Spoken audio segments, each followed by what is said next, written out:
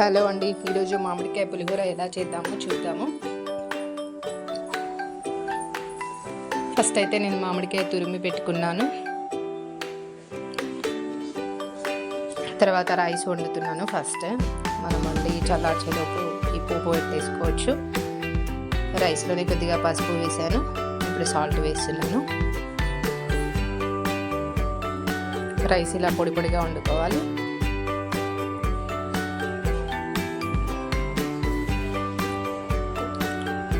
కరివేపాకు, పచ్చిమిర్చి, ఎండుమిర్చి, తర్వాత మామిడికాయ తురుముకున్న గుజ్జు, పల్లీలు, శనగపప్పు, మినపప్పు తీసుకున్నాను. అన్నంలో ఆవపొడి కలుపుకున్నాను.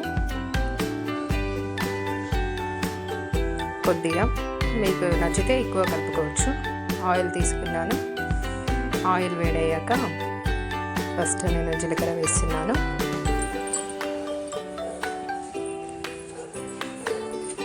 ఆవాలు వేసాను.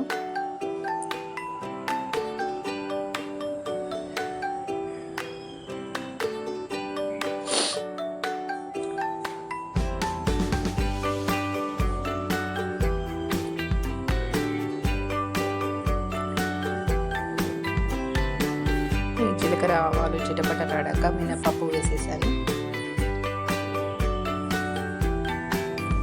మినపప్పు కొద్దిగా ఫ్రై అయ్యాక శనగపప్పు, పల్లీలు వేసేసాను.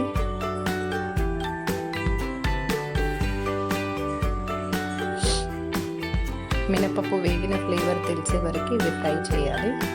తర్వాత ఎండుమిర్చి వేసాను.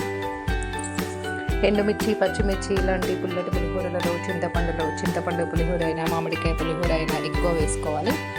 వేసుకుంటే వాటి టేస్ట్ బాగుంటుంది. తర్వాత రైస్లోకి పచ్చిమిర్చి కొద్దిగా తినేసేయచ్చు.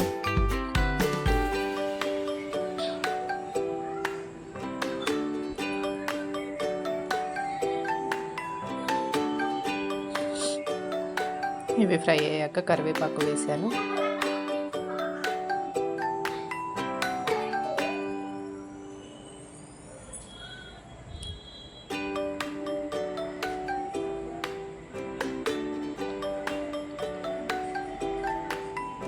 కరివేపాకు ఫ్రై అయ్యాక పసుపు వేసాను. పసుపు రైస్లో వేసాను కాబట్టి ఇక్కడ కొద్దిగా వేసుకుంటే సరిపోతుంది.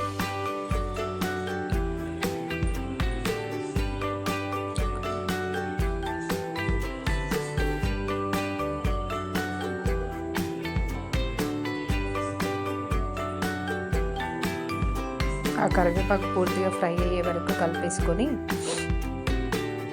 మామిడికాయ తురిమిన గుజ్జు యాడ్ చేశాను.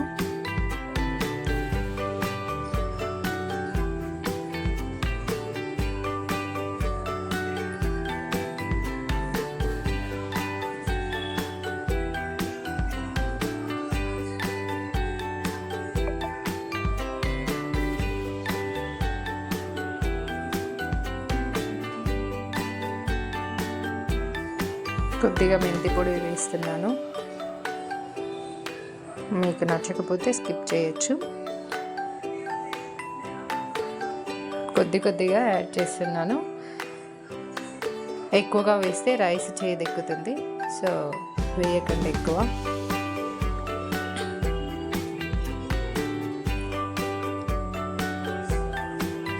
నెక్స్ట్ జీలకర్ర పొడి వేసాను.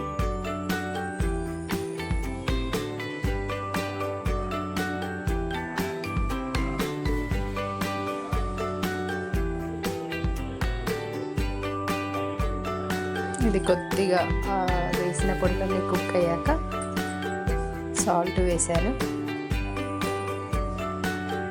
నేను లాస్ట్లో ఇంగువ పొడి వేస్తున్నాను. మీరు కావాలంటే కరివేపాకు వేయగానే కూడా ఇంగువ పొడి వేయచ్చు.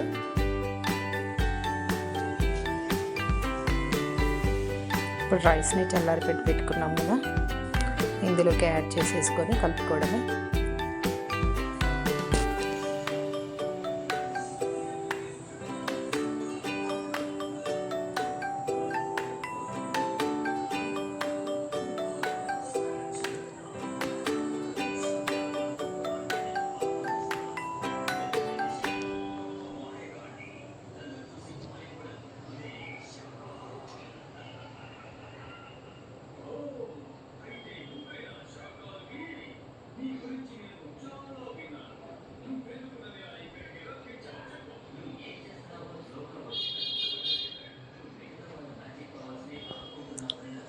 సో ఇలా కంప్లీట్గా కలిపేసుకొని పులుపు చూసుకుంటూ కలుపుకోవాలి. మరీ ఎక్కువగా అయిపోతే పుల్లగా అయిపోతుంది. సో పులిహోర రెడీ అయిపోయింది.